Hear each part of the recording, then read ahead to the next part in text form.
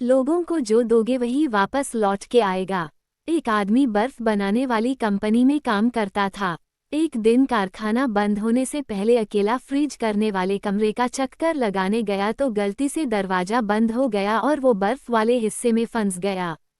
छुट्टी का वक्त था और सब काम करने वाले लोग घर जा रहे थे।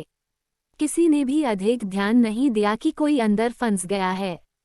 वो समझ गया कि 2-3 घंटों में उसका शरीर बर्फ बन जाएगा। अब जब मौत सामने नजर आने लगी तो मालिक को सच्चे मन से याद करने लगा। अपने कार्यों की क्षमा मांगने लगा और कहा, मालिक अगर मैंने जिंदगी में कोई एक काम भी मानवता और धर्म का किया है तो तुम मुझे यहाँ से बाहर निकालो। मेरे बीवी बच्चे मेरा इंतजार कर रहे होंगे। उनका पेट पालने वाला इस दुनिया में सिर्फ मैं ही हूँ। मैं पूरे जीवन आपके इस उपकार को याद रखूंगा। और इतना कहते कहते उसकी आंखों से आंसू निकलने लगे। 1 घंटा ही गुजरा था कि अचानक फ्रीजर रूम में खटखट की आवाज हुई। दरवाजा खुला, चौकीदार भागता हुआ आया। उस आदमी को उठाकर बाहर निकाला और गर्म हीटर के पास ले गया। उसकी हालत कुछ देर बाद ठीक हुई तो उसने चौकीदार से पूछा, आप अंदर कैसे आए?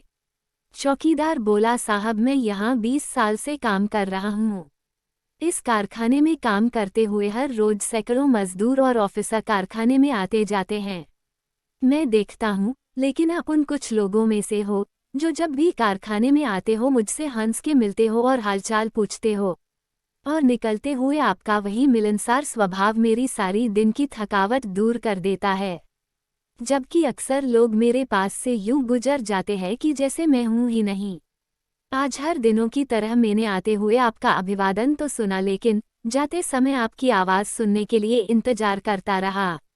जब ज़्यादा देर हो गई तो मैं आपको तलाश करने चल पड़ा कि कहीं आप किसी मुश्किल में ना फंसे हो। वो आदमी हैरान हो गया कि किसी को हंसकर बात करने जैसे छोटे काम की वजह से आज उसकी जान बच गई। जो लोगों को दोगे वही वापस लौट कर आएगा।